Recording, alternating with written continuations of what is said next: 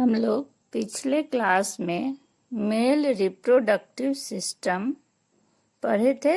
आज हम लोग फीमेल रिप्रोडक्टिव सिस्टम पढ़ेंगे। ये चैप्टर 3 है और इस लेक्चर को हम लोग आगे बढ़ाते हैं। एनसीईआरटी बुक पेज नंबर तुम लोग खोल लो 44, फीमेल रिप्रोडक्टिव सिस्टम। हम लोग ह्यूमन रिप्रोडक्शन पढ़ रहे हैं, इसके अंतर्गत मेल रिप्रोडक्टिव सिस्टम खत्म हो गया है। फिर हम लोग व्हाट्सएप ग्रुप में भी पढ़े थे इसको, मेल रिप्रोडक्टिव सिस्टम को ऑनलाइन पढ़े थे गूगल मीट से, और इसको फिर से हम यूट्यूब में भी एक लेक्चर डाल रहे हैं। फिर ब्लैक बोर्ड से कहोगे समझाएंगे, असाइनमेंट दे देंगे, फिर तुम लोग इसको कंप्लीट कर लेना, ठीक। तो हम लोग देखते हैं कि female reproductive system in human का मेल एंड फीमेल है, सेक्सुअल रिप्रोडक्शन होता है, पहले ही पढ़ चुके हैं। तो अब इस सिस्टम में देखेंगे कि क्या क्या कंसिस्ट करता है। The female reproductive system consists of A pair of ovaries. मतलब अगर यहाँ पर प्राइमरी सेक्स ऑर्गन का बात करें फीमेल रिप्रोडक्टिव सिस्टम में, तो प्राइमरी सेक्स ऑर्गन कौन होगा? एक पेयर ओवरी प्रेजेंट होता है, 1 pair ovary. NCERT page number 44, female reproductive system, first line. हाँ, एक पेयर क्या होगा? ओवरी होगा।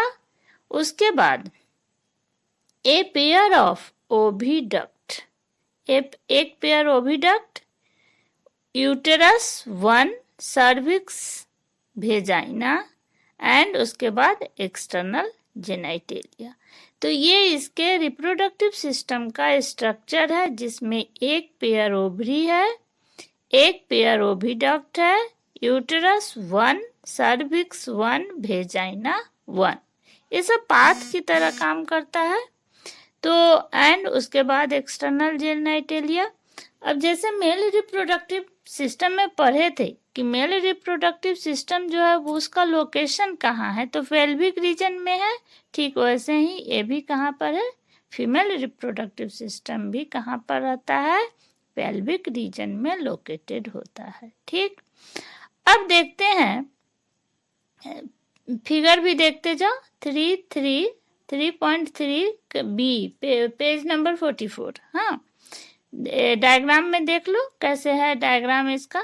उसके बाद देखते हैं कि इसके अलावे जो हम लोग ovaries, oviduct, uterus, cervix, vagina and external genitalia के अलावे एक पार्ट है, a pair of mammary glands are integrated structurally and functionally to support the process of ovulation, fertilisation, pregnancy, birth and child care.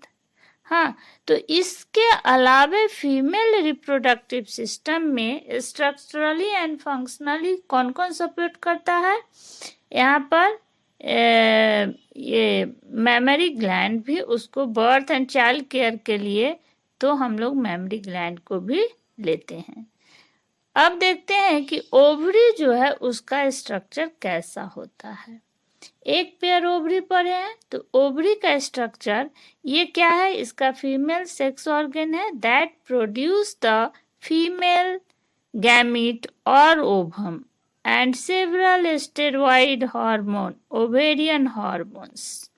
Ovary में क्या होगा? सबसे पहले जान लो कि जब प्राइमरी सेक्स ऑर्गन का बात करते हैं तो वहां पर ओवम का फॉर्म।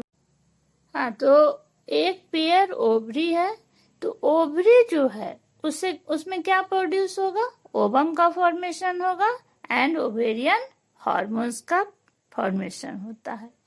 ओवरी जो है, ovary located on each side of the lower abdomen. Each ovary is about, उसका हम लोग साइज देखेंगे कितना, लेंथ कितना है, 2 से 4 centimetre, and is connected to the pelvic wall and uterus by ligament.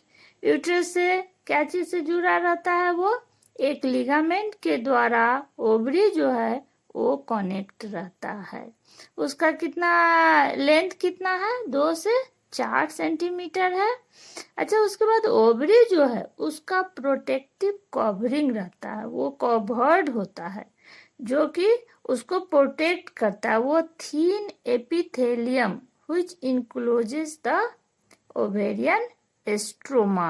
Stroma is divided into two zones. One peripheral zone, peripheral cortex and inner medulla. इसको हम लोग ट्रांसवर्स सेक्शन जब पढ़ते हैं ना तो देखते हैं कि कैसे इसका जो स्ट्रक्चर है ओवरी का, जो बाहर की तरफ पेरीफेरी माने बाहर की तरफ जो होगा वो क्या चीज का बना होगा, कैसा टिश्यू होगा उसमें वो, और अंदर के जो होता है जिसको मेडुला कहते हैं, बाहरी को क्या कहते हैं, कॉर्टेक्स, एंड अंदर वाला को मेडुला। तो ये इस स्ट्रक्चर जो होगा ओवरी को 2 रीजन में बटा हुआ होगा, कॉर्टेक्स एंड मेडुला। अब देखते हैं कि 1 पेयर फॉलिपियन ट्यूब और ओविडक्ट। ओवरी के बाद जो है ओवरी जो है वो क्या चीज से जुड़ा फिर वहां पर है, एक पेयर ओविडक्ट है जिसको कि हम लोग फैलोपियन ट्यूब भी कहते हैं, दूसरा नाम फैलोपियन ट्यूब है। उसके बाद यूटेरस होगा, फिर वेजाइना जो है constitute the female SST duct, ये सब एसएसटी डक्ट को कंसिस्ट करेगा। इसके बाद देखते हैं ईच फैलोपियन ट्यूब और यूटेरस जो है, डायग्राम में देखो ओवरी के बगल में जो पिंक कलर का दिख रहा है ना, उसमें देखो कि ओविडक्ट है या जो फैलोपियन ट्यूब है उसको वो उसका कितना लेंथ है, 10 से 12, 10 to 12 centimetre long and extend from periphery of the each ovary to the uterus. The part closer to the ovary is the funnel shaped called infundibulum. ऐसे हम लोग इसको समझते हैं। डायग्राम में देखो कि यूट्रस ओविडक्ट जो है उसको 3 भाग में बांट दिया है। फर्स्ट जो है जिसमें देखो अंगुली निमा स्ट्रक्चर होगा उसको कहते हैं, जो उसका एक फिम्ब्रियाई है, लेकिन फिम्ब्रियाई जो है जो अंगुलिनिमा स्ट्रक्चर होता है जो ओवरी के पास है। उसके बाद उसका जो चौड़ा थोड़ा पार्ट हो गया है उसको क्या कहेंगे, फनल, फनल के आकार का है, शेप है, उसको इनफंडिबुलम, हाँ, एंड इनफंडिबुलम। और उसके बाद जो है एम्पुला, एम्पुलरी रीजन होता है जो कि थोड़ा एक नली जैसा दिख रहा है, तो उसको कहेंगे एम्पुला। एम्पुला फर्स्ट फिम्ब्रियाई, दूसरा इनफंडिबुलम, तीसरा एम्पुला, एंड फोर्थ जो है इस्थमस रीजन है। तो यहाँ पर हम लोग 3 रीजन में इसको बांटे हैं। फिम्ब्रियाई तो आगे के पोर्शन को कहेंगे, इस इनफंडिबुलम का जो अंगुलिनुमा स्ट्रक्चर होगा, क्योंकि इसको ओवम को कैच करना है, कौन, इनफंडिबुलम जो फनल शेप्ड है, वो अपने में अंगुलिनुमा स्ट्रक्चर जो फिम्ब्रियाई दिख रहा है उससे ओवरी में जब ओवम फॉर्मेशन करेगा तो वहां से वो क्या करेगा, वो ओवम को कैच कर लेगा, कैच करके कहाँ दे देगा, इनफंडिबुलम एम्पुला को। एम्पुला में देखते हैं आगे जो जाएगा, जो फैलोपियन ट्यूब का जो रास्ता है, जो यूट्रस का रास्ता यूट्रस में भेजेगा। तो इस तरह से देखते हैं कि infundibulum leads to a wider part of the oviduct called ampulla. The last part of the oviduct क्या कहलाएगा, isthmus, has a narrow lumen and it joins the uterus. तो isthmus जो है वही ज्वाइन करता है किससे, यूट्रस से। अब थर्ड हम लोग पढ़ेंगे यूटेरस के यूट्रस। isthmus किसने ज्वाइन किया, isthmus join to uterus. Uterus कितना है, एक होता है, सिंगल, सिंगल है, इसको ओम्ब भी कहते हैं, ओम्ब। ओम मतलब ओम हम लोग उच्चारण जो करते हैं ना तो कहाँ से करते हैं, यूट्रस जो नाभि है वहां से ओम का आवाज आता है। इसीलिए चूंकि कोई बेबी का फॉर्मेशन एक माँ के यूट्रस में होता है, इसीलिए इसका दूसरा नाम, most important question for JAC, JAC के लिए क्वेश्चन बहुत इम्पोर्टेंट है कि यूट्रस का दूसरा नाम क्या है। याद कर लो, उम्ब ओम से निकला है, क्योंकि ओम शब्द से जो है पूरा उत्पत्ति हुआ है। ओम माने पूरे कहो कि ब्रह्मांड का जो रचना हुआ किससे हुआ? ओम। ओम माँ का जो यूट्रस है वहाँ ये कोई लाइफ का फॉर्मेशन होता है, इसीलिए उसका दूसरा नाम क्या है? उम्ब, WOMB, उम्ब। The shape of the uterus is like an inverted pear shape. एक नाशपाती के इन्वर्टेड पियर शेप के आकार का कौन होता है? यूट्रस। अब यूट्रस का स्ट्रक्चर देखो कि कैसा है, डायग्राम में देखो। It is supported by ligament attached to the pelvic wall. The uterus open into the vagina through a narrow cervix. तो सर्विक्स तक चलेगा। यूट्रस जो है किस में ओपन होगा?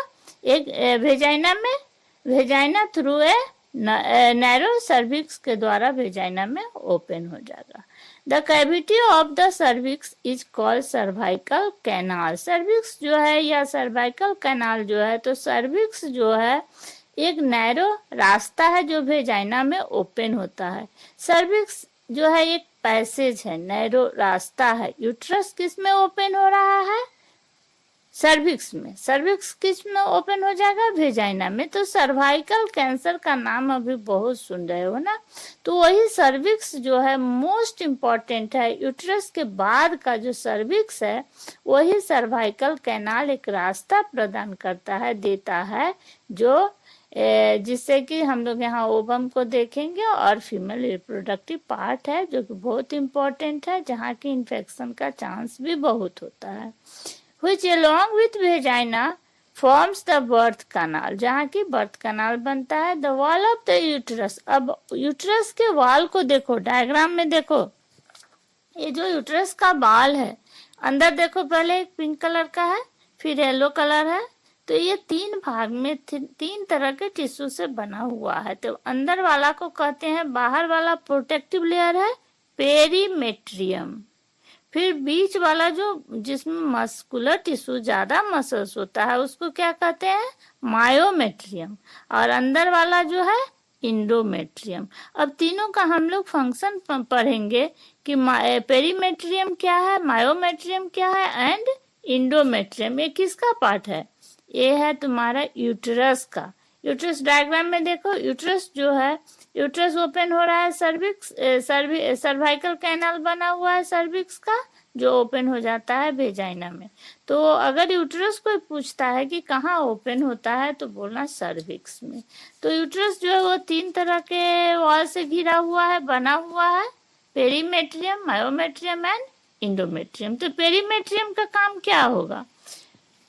पेरीमेट्रियम जो है ये सारा वॉल जो यूट्रस का है, जिसको the external thin membranes perimetrium, middle thick layer of smooth muscles myometrium and inner glandular layer called endometrium that lines the uterine cavity.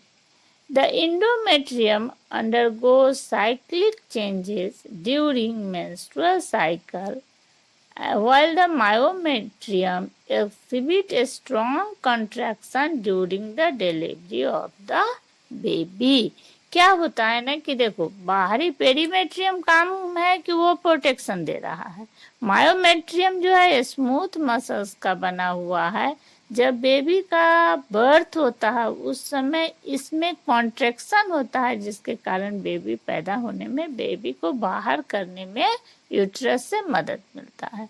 और इंडोमेट्रियम का काम हम लोग आगे जब मेंस्ट्रुअल साइकिल पढ़ते हैं तो वहाँ देखेंगे कि इंडोमेट्रियम ही मेन जो है वो ग्लैंडुलर पार्ट है।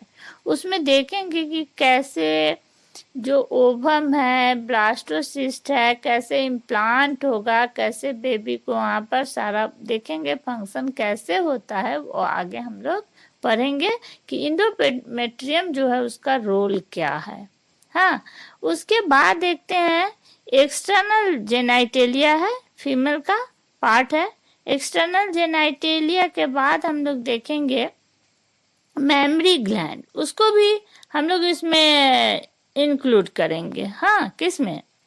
इसको थोड़ा तुम लोग एक्सटर्नल जेनाइटेलिया का पार्ट को पढ़ लेना एनसीईआरटी से। उसके बाद मेमोरी ग्लैंड को पढ़ेंगे। हाँ, मेमोरी ग्लैंड जो है वो क्या है? तो मेमोरी ग्लैंड को कहोगे कि फीमेल रिप्रोडक्टिव सिस्टम में क्यों पढ़ते हैं? क्योंकि मेमोरी ग्लैंड कोई बेबी का बर्थ करना है तो बेबी क्या दूध, माँ का ही दूध से जिंदा रहेगा। तो इसीलिए जो चाइल्ड केयर होता है, इसीलिए चाइल्ड केयर को रखा गया है। तो चाइल्ड का केयर कौन करेगा? दूध। तो मेमोरी ग्लैंड को भी हम लोग फीमेल रिप्रोडक्टिव पार्ट में इंक्लूड करेंगे। बनस्पति ओवरी वगैरह से अलग है, लेकिन चूंकि मिल्क का सिक्रीशन होता है मेमोरी ग्लैंड से, वो रिलेटेड है बच्चे से, बेबी से, इसीलिए मेमोरी ग्लैंड को भी पढ़ना जरूरी है। उसका स्ट्रक्चर देखो पेज नंबर 3-4 में देख लो कि मेमोरी ग्लैंड कैसे फॉर्मेशन होता है। ये functional mammary gland is characteristics of all female mammals. The mammary glands are paired structure that contain glandular tissue and variable amount of fat. The glandular tissue of each breast is divided into 15 to 20 mammary lobes containing clusters of cells called alveoli. The cells of alveoli secrete milk, which is stored in the cavity lumen of alveoli. The alveoli open into mammary tubules. The tubules of each lobe join to form mammary duct. Several mammary ducts join to form a wider mammary ampulla, which is connected to lactiferous duct through which milk is sucked out. अब यहाँ diagram में देखो कि memory gland में fats है, fats का deposition ज्यादा है। और डायग्राम से देखोगे कि देखो मेमोरी लोब्स है, मेमोरी लोब्स मेमोरी एल्वियोलस का फॉर्मेशन किया।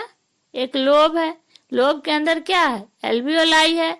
एल्वियोलाई में एक ग्लैंड है जहाँ की मिल्क का सिक्रीशन होगा। वो डक्ट के द्वारा एम्पुला में जाएगा, एम्पुला से लैक्टिफेरस डक्ट में जाके यहाँ पर बनेगा, उसके बाद निप्पल के द्वारा बाहर निकल जाता है।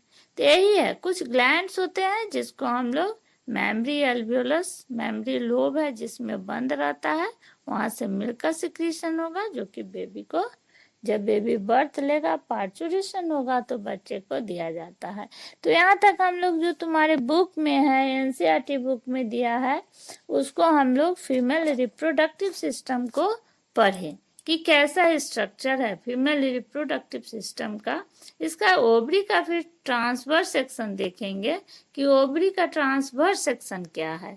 ओवरी को अगर टीएस काटते हैं तो उसमें क्या दिखेगा कि ओवरी का स्ट्रक्चर क्या है। उसके बाद हम लोग गैमेटोजेनेसिस पढ़ेंगे, ओवरी का स्ट्रक्चर पढ़ लेंगे बाद में। फिर हम लोग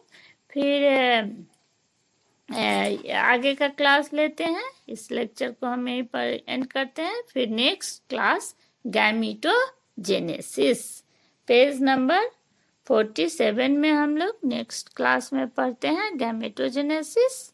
इसको अब फीमेल रिप्रोडक्टिव सिस्टम में अगर कोई दिक्कत हो तो तुम लोग ट्यूसडे को ऑनलाइन रहेंगे, हम लोग गूगल मीट में 12 नून में रहेंगे ट्यूसडे।